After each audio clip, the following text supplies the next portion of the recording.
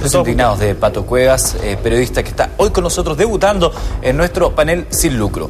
De lo que vamos a hablar a continuación es algo drásticamente diferente, diametralmente opuesto y, por cierto, muy triste. Genera mucha indignación en muchos de nosotros. En mayo del año 2005, 45 chilenos murieron en la montaña, víctimas de una mala decisión que marca una de las peores tragedias del ejército chileno en los tiempos de paz. Estamos hablando de la tragedia de Antuco. Justamente hoy esto ha estado en la noticia. Estamos con Raúl Mesa, abogado de las víctimas de Antuco, porque hoy día hemos escuchado, a propósito de la libertad que le han otorgado al mayor Cereceda, quien es la única, Patricio Cereceda, quien es la única persona que está cumpliendo prisión en Punta Peuco. Le han brindado la libertad y tú has reclamado, dijiste que el máximo tribunal se excedió en sus atribuciones al conceder el beneficio carcelario, que de acuerdo a la interpretación de ustedes corresponde a una decisión que solo puede tomar el CRM de Justicia, que en este caso es José Ramón Gutiérrez. ¿Por qué se excede el máximo tribunal en esta resolución si todo lo que están haciendo, entendemos, está dentro del marco legal?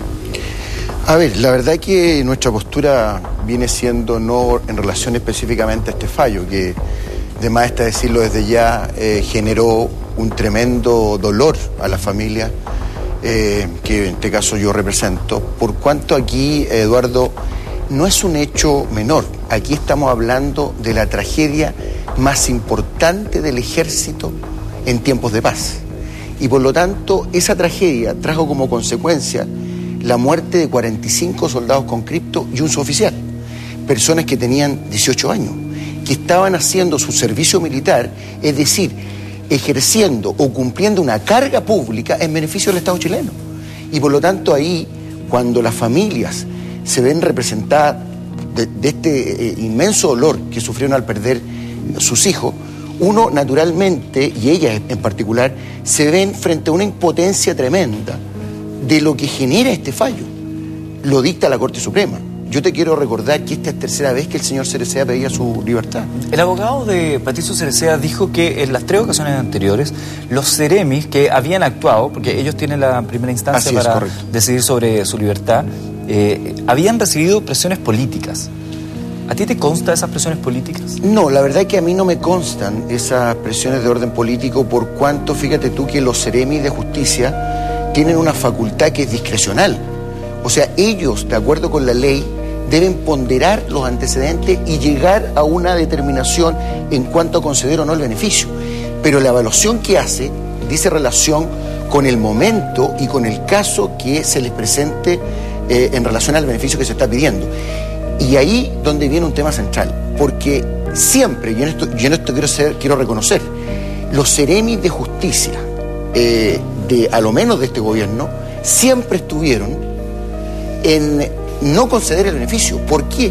Porque consideraban que la pena justa en este caso era cumplir el cumplimiento íntegro de la pena. 5 años y un día. 5 años y un día. Y aquí tenemos, fíjate tú, Eduardo, que aquí hubieron 8 condenados.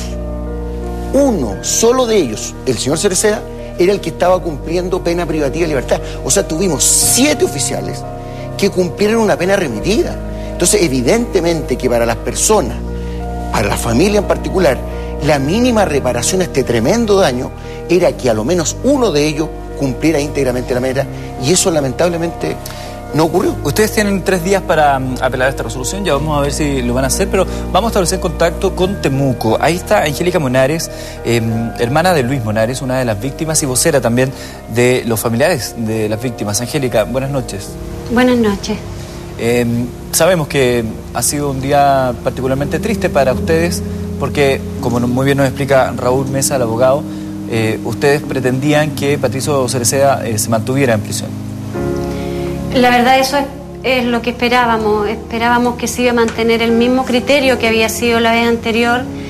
Como bien decía Raúl, nosotros en la vez anterior, en la petición que hizo Cereceda antes, pedimos una entrevista con el ministro Bulnes, recuerdo que era el ministro de Justicia. Se nos negó porque se aludió a que si a nosotros se nos daba algún beneficio, si se puede decir, o alguna salvedad, lo podía pedir también la defensa de Cereceda, entonces tenían que darle a todos lo mismo.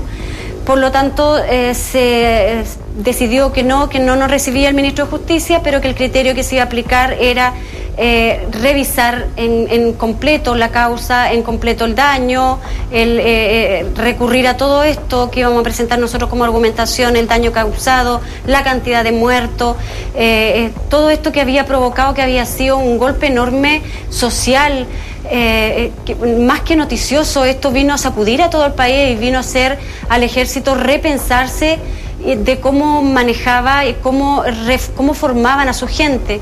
Entonces, después de todo esto que pareció un aprendizaje para el ejército, la verdad es que yo pensé que como sociedad, como chileno, como sistema judicial, la verdad tenía la confianza de que también se había aprendido. Sin embargo, hoy día me queda la certeza absoluta y una sensación de desamparo total. Yo venía para acá de viaje cuando me entero de esto, fíjate, y me entero por un periodista del Mercurio, ni siquiera me entero por los canales oficiales, que debía haber sido avisarle a nuestro abogado para que nuestro abogado nos indicara a nosotros lo que estaba ocurriendo o lo que había ocurrido. Como chilenos, primero, somos tratados como... No quiero decir lo que dice todo el mundo, que por ser pobres no tenemos derecho a justicia. Yo creo firmemente que desnudo ante los ojos de Dios las personas son todos iguales. No hay más diferencia que la diferencia que tiene que ver con el sexo. Por lo tanto, no veo por qué aquí a nosotros se nos ha vuelto a poner el pie encima y se nos ha vuelto a tratar como los frágiles del caso Antuco. Angélica, a 6 años de esta tragedia, ¿cómo ha sido tu vida en particular? Tú perdiste un hermano, ¿cómo lo has enfrentado tú? Mira, lo que no te mata te hace fuerte, la verdad. Ha sido un proceso largo, muy doloroso, de mucho aprendizaje, de dejar mucho solo a la familia también, pero a mí me pareció, y siempre dije, en dignidad, si mi hermano fue el único militar que se quedó a morir con los soldados, me parece que lo digno, lo consecuente, era actuar de la misma forma que él. Y lo consecuente aquí era, bueno, alguien tenía que salirse de este marco de lo que es la familia militar, dejar de guardar silencio como están acostumbrados los militares, que todos se alinean detrás de ellos y nadie pide explicaciones.